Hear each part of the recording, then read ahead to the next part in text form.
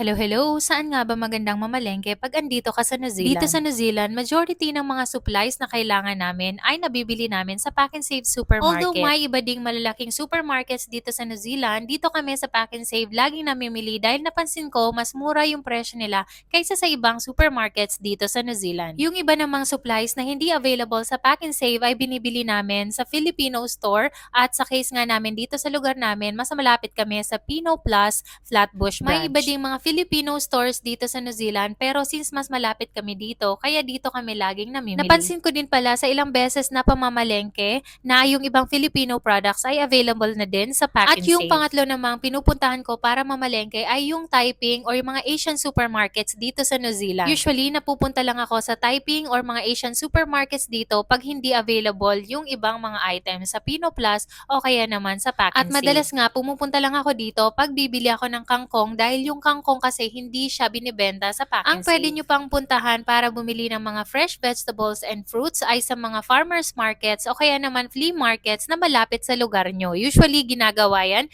every weekend, Saturday or Sunday. If matyaga din kayo mag-check online ng mga presyo, ay pwedeng i-check nyo muna para malaman nyo kung saan mas mura ang mga bilihin.